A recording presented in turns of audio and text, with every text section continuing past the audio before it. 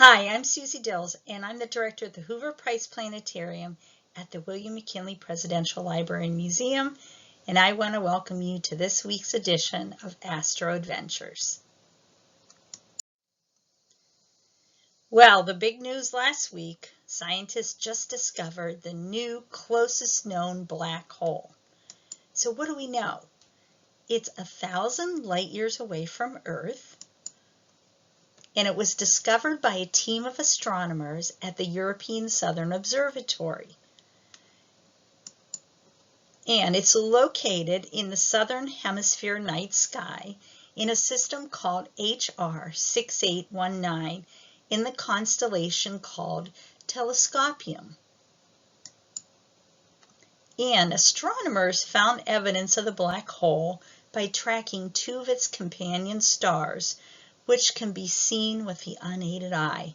Once again, that would be in the southern hemisphere skies.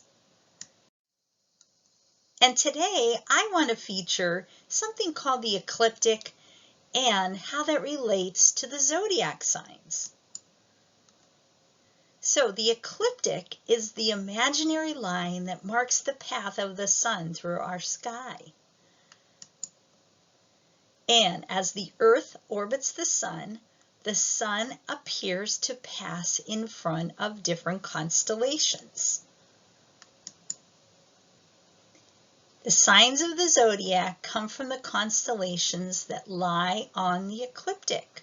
So you can see in this diagram the sun in the center, you can see the Earth as it orbits, and you can see in that little video above that just how the sun appears to be passing through the background of stars. And the planets also orbit in approximately the same plane as Earth. So the ecliptic is a guide to where you'll see the planets in the sky. So I just want to talk a little bit about how we'd see the ecliptic right now in the evening sky and where the planets would be, and then you will see the zodiac illustrations. So in the left illustration, you see Venus and Mercury, and you can see it on that line, and the line represents the ecliptic.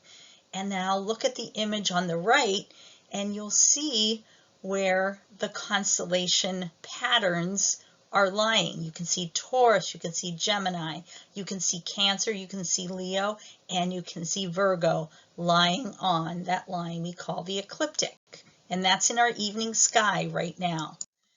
In our pre-dawn sky now, once again on the left you see the ecliptic line, and you're going to see Mars, you're going to see Saturn and Jupiter, and see how they lie all on that imaginary line through the sky.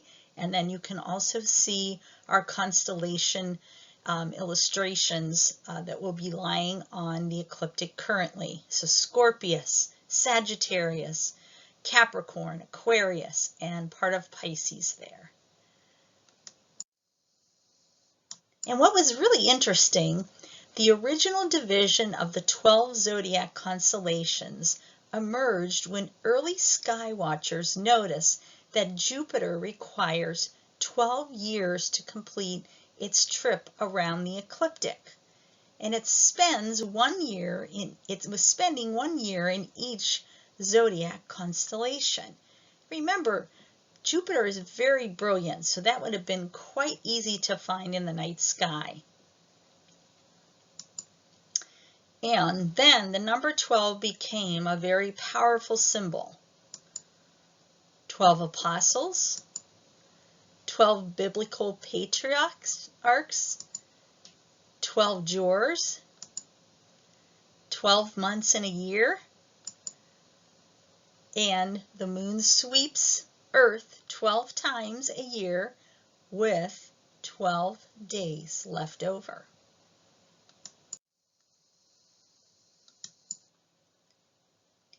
There is, though, a 13th constellation that lies on the ecliptic, and it is called Ophiuchus, the serpent bearer.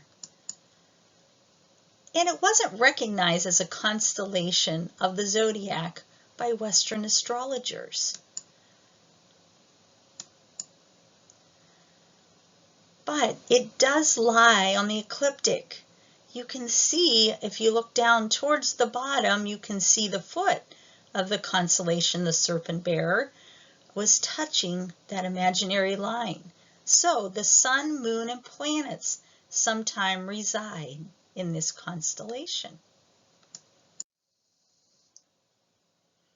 But of all the zodiacs, the largest zodiac constellation is the constellation Virgo, the maiden. So if you need just a refresher on how to find Virgo right now in our spring sky, if you remember, we use the Big Dipper quite often as our guidepost.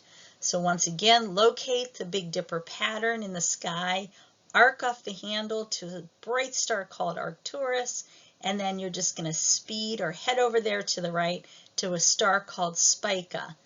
And if you look at the picture of our beautiful maiden, you can see where the arrow is. The star Spica is right there where you see the hand of the maiden. And what's amazing about the constellation Virgo, Virgo hosts the largest zone of galaxies. So this is an amazing part of the sky to look at. So it's a great place to grab your telescope, head on out, and boy, you're going to see a great cluster of galaxies in that part of the sky. It really is an amazing part of the sky to look at.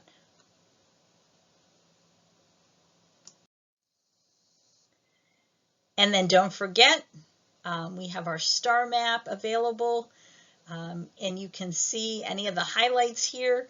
Of course, we still have Venus, we still have the spring arc, and of course, Big Dipper, Little Dipper, Leo, and Hercules, and Corona Borealis. And whatever direction you're facing is the direction that you'll have at the bottom of the star wheel on the map.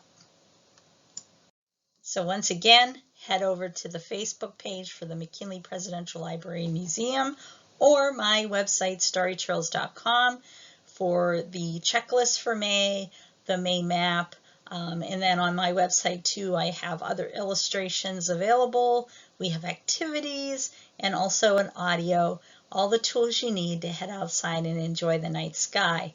Well, thanks for stopping by for this edition of Astro Adventures, and I will see you next week.